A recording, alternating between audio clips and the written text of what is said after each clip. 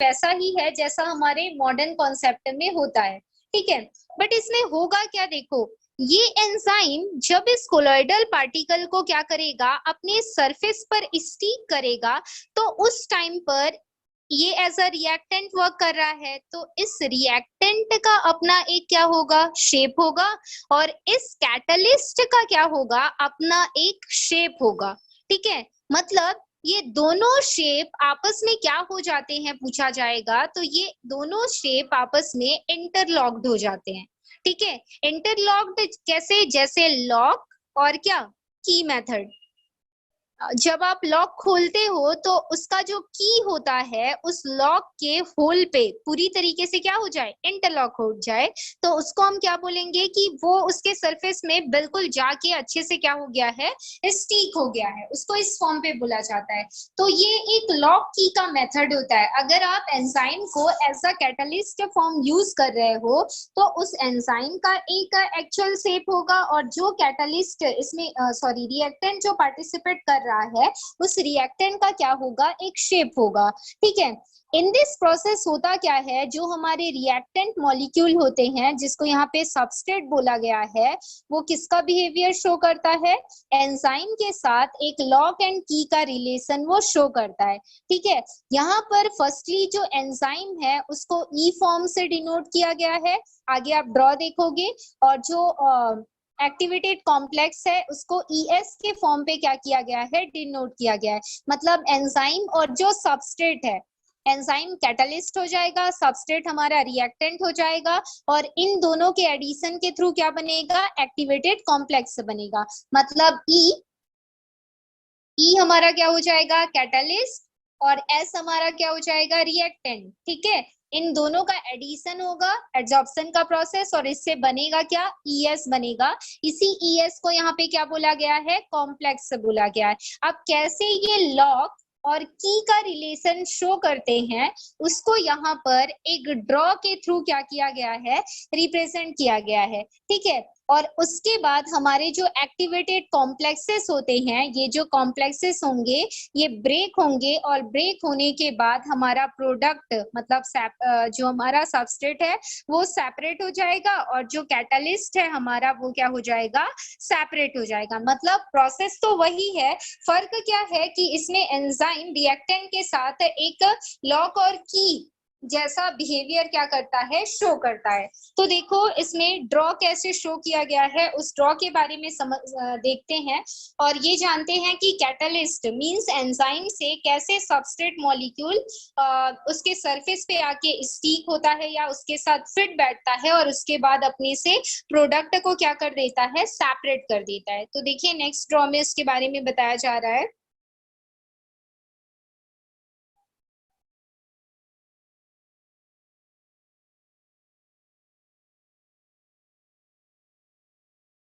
यहाँ पर देखिए, ये आपको दिख रहा होगा, representation of mechanisms of enzyme catalysis का प्रोसेस। तो ये मेरा क्या है, एंजाइम है, और ये एंजाइम किसका बिहेवियर शो कर रहा है, एक कैटलिस्ट का बिहेवियर शो कर रहा है। तो देखो कैटलिस्ट कैसा होगा, जो अपने अंदर सबस्ट्रेट को क्या कर सके, अपने में सबस्ट्रेट को क्या कर सके, स्टिक कर सके। मतलब मेरे लिए ये सबस्ट्रेट क्या है, एक तरीके का कोलॉइडल पार्टिकल है, और ये कोलॉइडल पार्टिकल इसके सरफेस पे जाके क्या हो जाएगा, स्टिक हो जाएगा। तो ये क्या करता है, उसके सरफेस पे जाकर बिल्कुल फिट बैठ जाता है। कैसे, यहाँ पर शो किया गया है, देखिए अगर ये मेरा एंजाइम एक लॉक का बिहेवियर शो कर रहा है, तो सबस्ट्रेट उस टाइम पर क्या बिहेवियर शो करेगा, एक की का बिहेवियर शो करेगा। और जैसे लॉक और की इंटरलॉक्ड हो जाते हैं, same as in a enzyme catalysis process, जो एंजाइम का सरफेस होता है और हमारा जो सबस्ट्रेट होता है वो आपस में क्या हो जाते हैं, ऐड हो जाते हैं, या उसके सरफेस पर जो सबस्ट्रेट है वो स्टिक हो जाएगा। स्टिक होने के बाद वो एक कॉम्प्लेक्स बनाता है, ठीक है। ये कॉम्प्लेक्स आगे चल के क्या करेगा, इस सबस्ट्रेट को क्या कर देगा, सेपरेट कर देगा। जब ये इसके साथ फिट बैठता है तो जो सबस्ट्रेट मॉलिक्यूल होते हैं वो क्या हो जाते हैं, देखिए यहाँ पे इसका सेपरेशन का प्रोसेस दिखाया गया है, दिख रहा होगा आपको, सेपरेशन ऑफ प्रोडक्ट का प्रोसेस प्रोसेस यहाँ पे दिखाया गया है।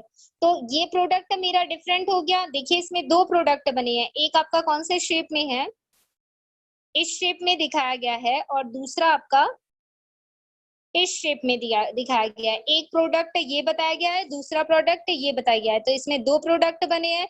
मतलब जब ये इसके सरफेस पे इंटरलॉक्ड होता है तो होता क्या होगा कि सरफेस पे जो भी हमारे प्रोडक्ट मॉलिक्यूल आ रहे हैं वो क्या हो जाते हैं, इससे चिपकने के बाद इन दोनों के बीच में ये वाला जो बॉन्ड मैंने बनाया और ये वाला जो बॉन्ड मैंने बनाया, ये दोनों इस सबस्ट्रेट के पार्ट को क्या कर देते हैं, सेपरेट कर देते हैं, जिसकी वजह से यहाँ पर एक प्रोडक्ट बन जाता है और यहाँ पर एक प्रोडक्ट बन जाता है। आप देख रहे होंगे दोनों का रिप्रेजेंटेशन अलग है, इसका रिप्रेजेंटेशन अलग है और इसका रिप्रेजेंटेशन अलग है।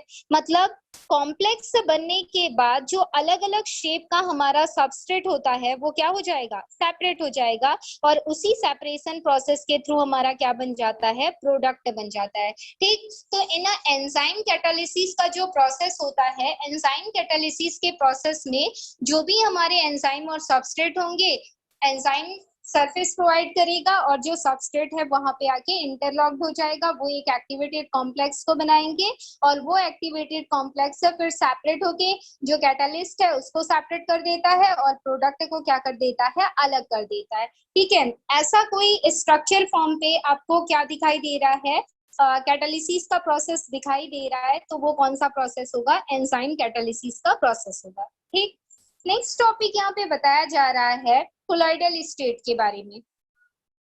एक साइंटिस्ट हुए थे, थॉमस ग्राहम नाम के एक साइंटिस्ट हुए थे, जिन्होंने डिसॉल्व्ड सब्सटेंस के डिफ्यूजन प्रोसेस को लेते हुए एक स्टडी किया था। और इन डिसॉल्व्ड सब्सटेंसेस को इन्होंने किसके थ्रू, पार्चमेंट पेपर या फिर जो एनिमल मेम्ब्रेन होता है, ठीक है, इस मेम्ब्रेन के बारे में हमने थर्ड चैप्टर में भी पढ़ा था।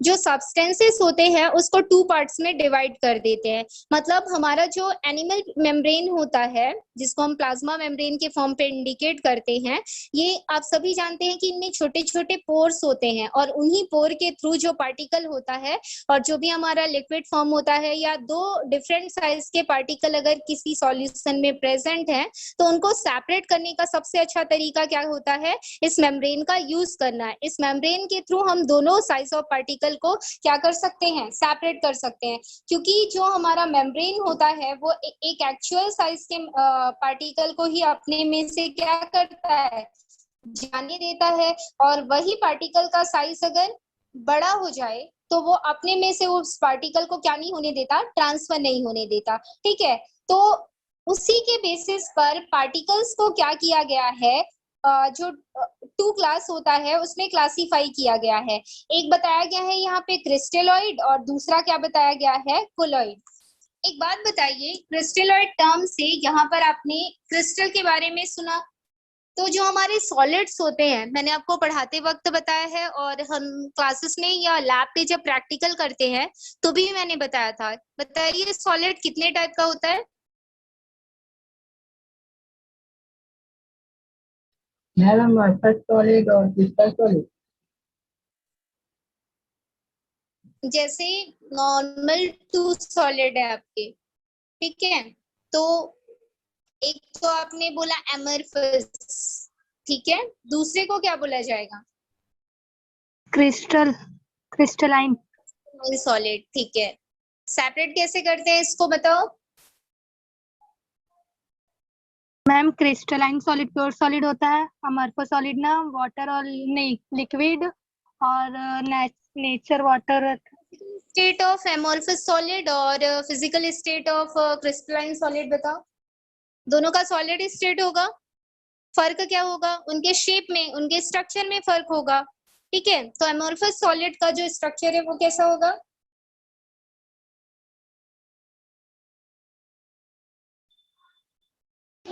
मैम आइस वाला, आइस। जो आपका एमोर्फस सॉलिड होगा वो कौन से फॉर्म पे होगा, मैंने बताया था पाउडर्ड फॉर्म पे, और जो क्रिस्टलाइन सॉलिड होगा वो पाउडर्ड फॉर्म पे होगा क्या, नहीं, वो क्रिस्टल के शेप पे होगा। ये बताया था। और इसके फॉर्मूला में फर्क क्या होता है, इसके फॉर्मूला में क्या कंटेन होता है बताया था, वाटर कंटेन होता है, और इसके फॉर्मूला पे वाटर कंटेन नहीं होता है, बताया था या नहीं जब पढ़ाया था तब।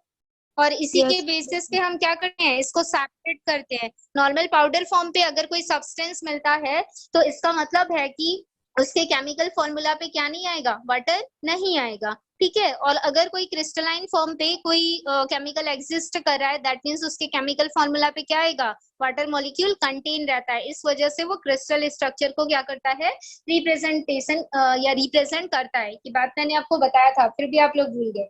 चलिए आते हैं, यहाँ पर किसके बारे में बताया गया है, क्रिस्टेलॉइड्स के बारे में बताया गया है। क्रिस्टेलॉइड्स क्या होता है, देखिए जैसे यहाँ पे एग्जांपल दिया गया है, जो हमारा केन सुगर होता है, यूरिया होता है, या सोडियम क्लोराइड। सबसे अच्छा एग्जांपल किसका लोगे आप अपने घर पे भी देख सकते हो, जो हमारा सॉल्ट होता है इस शेप में होता है, ये क्यूबिक शेप में होता है, आपने देखा भी होगा, ठीक है। ये अच्छे से नहीं बना, आप अपने घर पे सॉल्ट को देखिएगा, एक क्रिस्टलाइन शेप को वो रिप्रेजेंट करता है, ये एक क्यूबॉइड शेप का होता है, क्या आपका जो सॉल्ट होता है, ठीक है। जो हमारे सॉल्ट होते हैं उसको हम पार्चमेंट पेपर मतलब एनिमल मेम्ब्रेन के थ्रू क्या करते हैं, डिसॉल्व्ड स्टेट में अगर कैरी कर रहे हो या उससे पास कर रहे हो, तो इसका मतलब है कि वो एक क्रिस्टेलॉइड होगा। इसमें ये बोला जा रहा है कि जब किसी सॉल्यूशन को लेके आपने क्या किया, या सॉलिड सब्सटेंस को लेके आपने उसको वाटर पे डिसॉल्व किया, डिसॉल्व करने के बाद अगर पार्चमेंट पेपर या एनिमल मेम्ब्रेन की हेल्प से आप उसको क्या कर रहे हो, पास कर रहे हो, और आसानी से वो सेपरेट हो जा रहा है, ठीक है। तो ऐसे जो हमारे क्या होंगे, कोलाइडल स्टेट होंगे, उसको क्या बोला जाएगा, क्रिस्टेलॉइड स्टेट बोला जाता है, ठीक है। अब डिफरेंट स्टेट, अब कोलाइडल स्टेट की अगर मैं बात करूं तो जैसे हमारा स्टार्च है, गम है, जिलेटिन है, ये सभी अगर आप इसको डिसॉल्व करोगे, जैसे स्टार्च लिया उसको पानी में डिसॉल्व कर दिया, गम लिया उसको पानी में डिसॉल्व कर दिया, और जिलेटिन लिया उसको भी पानी में डिसॉल्व कर दिया, ठीक है। और इसको अगर पार्चमेंट पेपर के थ्रू पास करोगे तो ये बिल्कुल भी पास नहीं होगा। क्यों नहीं पास होगा, क्योंकि ये काफी थिक सॉल्यूशन को बनाएगा, ठीक है। और थिक सॉल्यूशन बनाने की वजह से होगा क्या, कि जो मेम्ब्रेन है इसके लार्ज पार्टिकल्स को उस मेम्ब्रेन के थ्रू क्या नहीं कर पाएगा, सेपरेट नहीं कर पाएगा, क्योंकि इस मेम्ब्रेन पे जो होल होते हैं वो एक्चुअल साइज ऑफ पार्टिकल को ही क्या करते हैं, अपने मेम्ब्रेन में से जाने देते हैं। और जब उनका साइज क्या हो जाता है, काफी बड़ा हो जाता है, तो वो उसको क्या नहीं कर सकते, सेपरेट नहीं कर सकते हैं।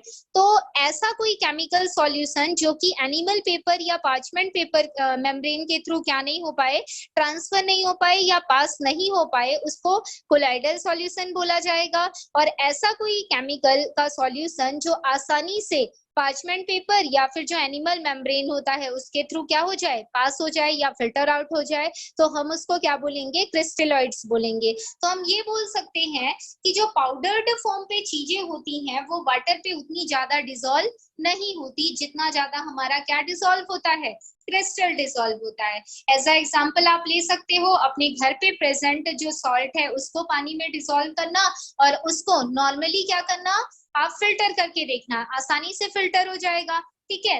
लेकिन जो कोलाइडल पार्टिकल्स होते हैं लाइक अ स्टार्च, स्टार्च लेना और उसको पानी पे घोलना और उसके बाद उसको क्या करना, फिल्टर आउट करना, तो आप देखोगे कि जो फिल्ट्रेट आपको मिला है उसमें some amount of starch particle क्या होते हैं, प्रेजेंट होते हैं। और काफी थिक होने की वजह से आपका जो फिल्ट्रेशन का प्रोसेस है वो भी अच्छे से नहीं होगा, ठीक है।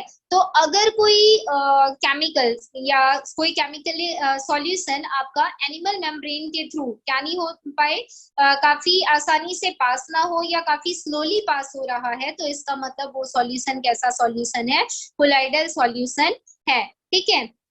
यहाँ पर जो कोलाइडल टर्म आया है ये एक ग्रीक टर्म से बना है, ग्रीक टर्म कोला जिसका मतलब ग्लू होता है, और एक ऑइड्स हो जाएगा हमारा जिसका मतलब लाइक होता है। दैट मीन्स ग्लू लाइक जो सॉल्यूशन होता है उसको हम क्या बोलते हैं, कोलाइडल सॉल्यूशन बोलते हैं। नॉर्मली आप समझ सकते हो कि जो एक थिक सॉल्यूशन होता है उसको हम क्या बोलेंगे, कोलाइडल सॉल्यूशन के फॉर्म पे इंडिकेट करेंगे। तो ये इंडिकेशन हमको किसने दिया था, जो हमारे ग्राहम कौन थे? थॉमस ग्राहम नाम के साइंटिस्ट थे। 1861 पे इन्होंने ये कॉन्सेप्ट दिया जिसमें इन्होंने दो तरीके के सॉल्यूशन बताए। और इन सॉल्यूशन में हमने देखा एक क्रिस्टलॉइड्स के फॉर्म पे होता है और दूसरा क्या होता है? कोलॉइड्स के फॉर्म पे होता है। इसके अलावा कोलॉइडल सॉल्यूशन और क्रिस्टलॉइड सॉल्यूशन के यहाँ पे कुछ एग्जांपल बताए गए हैं। देखिए इस एग्जांपल में sulphur in aqueous solution in colloid and in alcoholic solution is a crystalloid. मतलब आपने सल्फर को लिया, सल्फर एक मेटल होता है, आप सभी सॉरी नॉन मेटल की कैटेगरी में आता है, ये पी ब्लॉक एलिमेंट है, ठीक है। जब आप इसको एक्वस सॉल्यूशन मतलब पानी में डिप करोगे तो इसका जो सॉल्यूशन प्रिपेयर होता है वो किस फॉर्म पे होता है? कोलॉइडल सॉल्यूशन, मतलब ये थिक सॉल्यूशन बनाता है। लेकिन इसी सल्फर को लेके जब हम क्या करते हैं? अल्कोहल पे डिसॉल्व करते हैं तो कैसा सॉल्यूशन बनता है? एक क्रिस्टलॉइड सॉल्यूशन बनता है। इसका मतलब ये है कि जब किसी केमिकल को लेके हम एक सॉल्यूशन बनाते हैं तो उसका सॉल्यूशन थिक होगा या थिन होगा, ये सिर्फ उसके सॉल्वेंट पे डिपेंड नहीं करता, सॉल्यूट पे डिपेंड नहीं करता, बल्कि उसके सॉल्वेंट पे भी डिपेंड करता है। क्यों?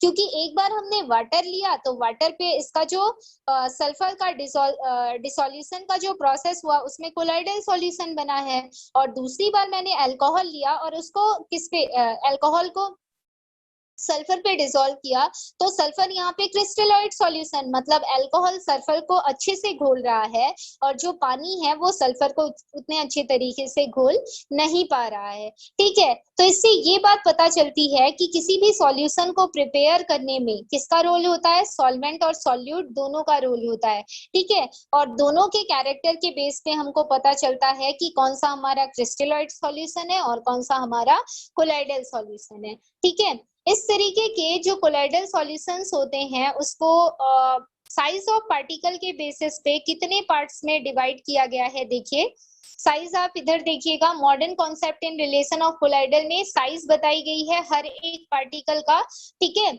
और इस पार्टिकल के रेंज के बेसिस पे इसको 3 क्लास में क्लासिफाई किया गया है। एक आपका ट्रू सॉल्यूशन होता है, एक आपका कोलॉइडल सॉल्यूशन होता है और एक आपका सस्पेंशन होता है। ट्रू सॉल्यूशन किसको बोला जाता है? जिसमें ट्रू सॉल्यूशन एक तरीके का होमोजेनस मिक्सचर होता है।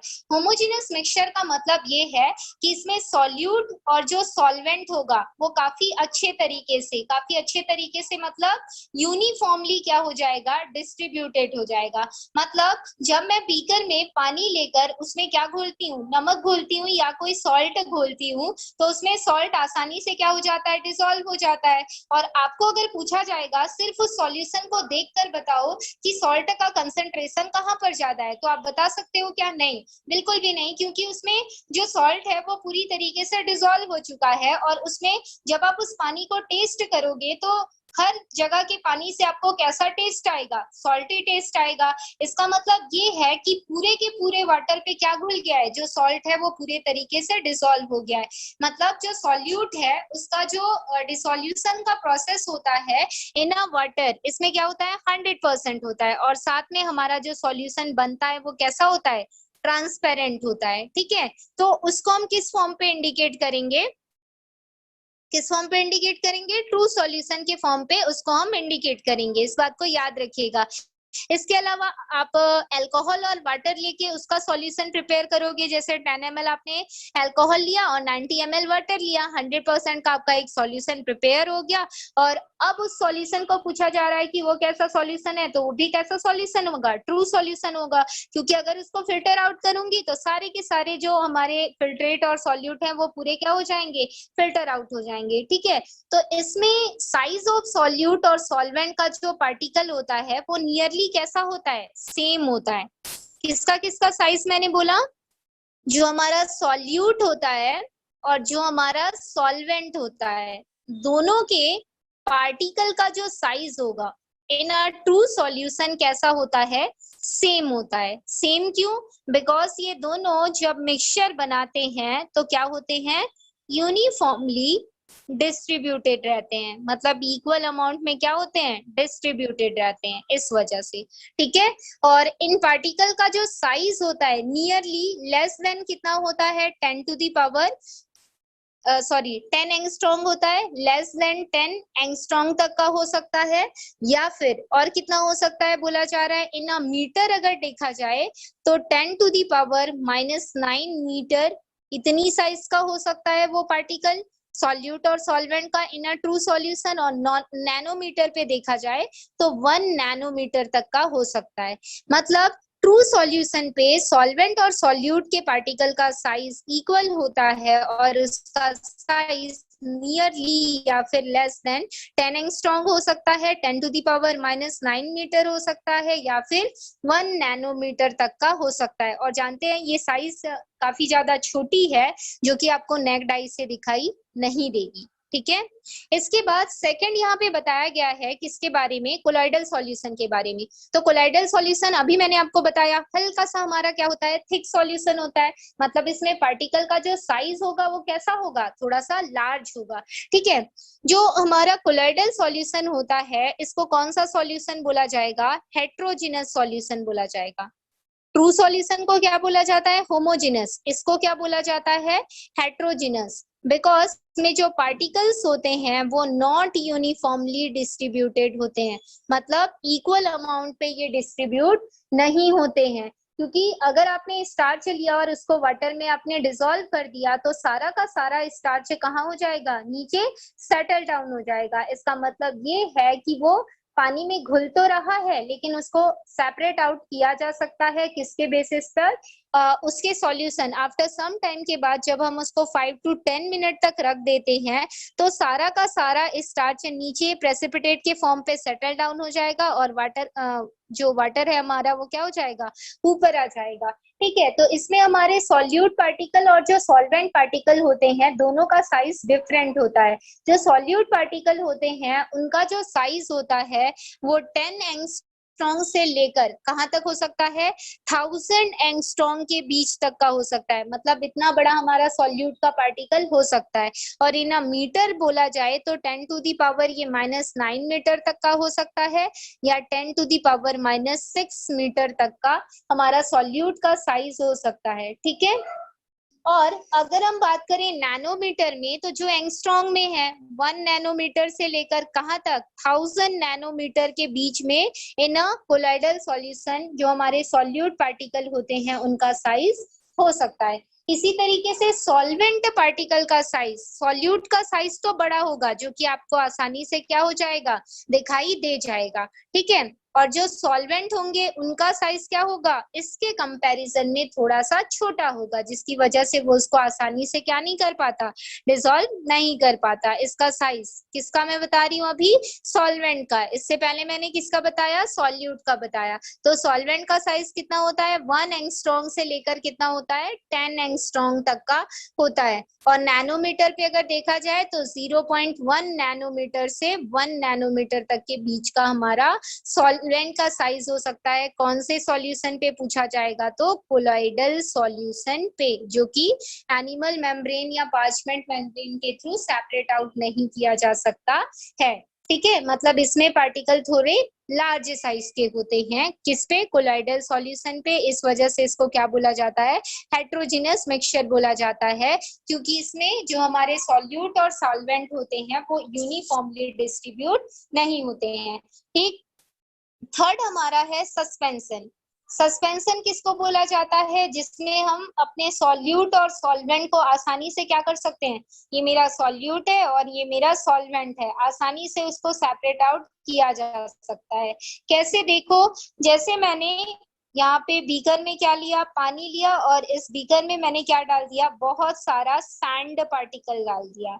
तो ये मेरा सैंड किसका वर्क कर रहा है, यहाँ पे सॉल्यूट का वर्क कर रहा है, और ये जो वाटर है यहाँ पर किसका वर्क कर रहा है, सॉल्वेंट का वर्क कर रहा है। तो नीचे सारा का सारा सैंड आके बैठ जाएगा और ऊपर पूरा क्या आ जाएगा, आपका वाटर आ जाएगा। ठीक है, तो आसानी से यहाँ पर आपके सॉल्यूट पार्टिकल का साइज क्या हो गया, और ज्यादा बड़ा हो गया। ठीक है, और आसानी से इसको क्या किया जा सकता है, फिल्ट्रेट आउट भी किया जा सकता है। और इसको भी आप क्या बोलोगे, हेट्रोजिनस मिक्सचर बोलोगे, क्योंकि इसमें भी सॉल्यूट और जो हमारे सॉल्वेंट हैं वो क्या नहीं है, यूनिफॉर्मली डिस्ट्रीब्यूटेड नहीं है। इस वजह से हम सॉल्यूट और सॉल्वेंट दोनों को क्या कर पाएंगे, सेपरेट आउट कर पाएंगे। तो ऐसा सॉल्यूशन जिसमें सॉल्वेंट और सॉल्यूट पार्टिकल के साइज में काफी ज्यादा डिफरेंसेस होता है और साथ में वो क्या बनाते हैं, हेटेरोजेनस मिक्सचर को प्रिपेयर करते हैं।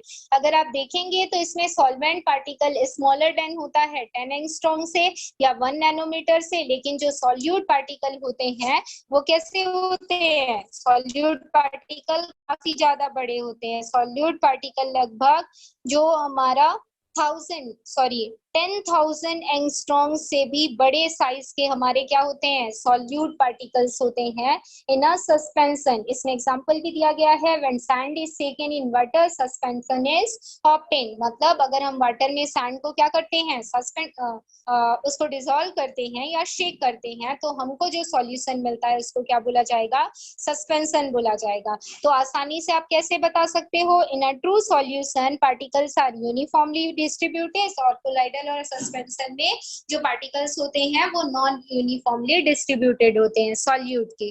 ठीक है, ट्रू सॉल्यूशन पे सॉल्वेंट और सॉल्यूट का साइज इक्वल होता है, जबकि कोलाइडल और सस्पेंशन पे सॉल्यूट और सॉल्वेंट के साइज में क्या आ जाता है, डिफरेंसेस आ जाता है। कोलाइडल सॉल्यूशन पे सॉल्यूट पार्टिकल का साइज थोड़ा बड़ा हो जाता है और जो हमारे क्या होते हैं, सस्पेंशन होते हैं उसमें सॉल्यूट पार्टिकल का साइज और ज्यादा क्या हो जाता है, सॉल्यूट पार्टिकल का साइज और ज्यादा बड़ा हो जाता है। ठीक है, तो ये सॉल्यूशन के कुछ मॉडर्न कॉन्सेप्ट बताए गए थे, जिसमें सबसे पहले ये बोला गया कि सॉल्यूशन कितने तरीके का हो सकता है।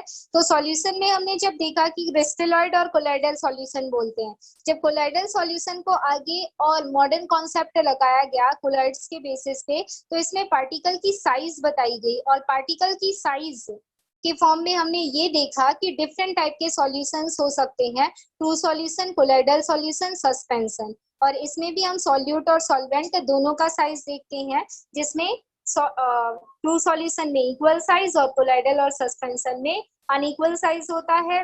कोलाइडल और सस्पेंशन को हेटेरोजेनस मिक्सचर बोला जाता है, सॉल्यूट पूरी तरीके से डिसॉल्व नहीं होने की वजह से, और जो ट्रू सॉल्यूशन होता है उसको होमोजेनस बोला जाता है, जो पार्टिकल्स होते हैं वो यूनिफॉर्मली डिस्ट्रीब्यूटेड होते हैं उसकी वजह से। ठीक है, इसके आगे के जो टॉपिक्स हैं जिसमें डिफरेंट टाइप ऑफ सिस्टम के बारे में आपको बताया जाएगा, उसके बारे में कल की क्लास में हम डिस्कस करेंगे। ठीक है, आज की क्लास हम यहीं पे खत्म करते हैं। Okay, yes ma'am, thank you ma'am.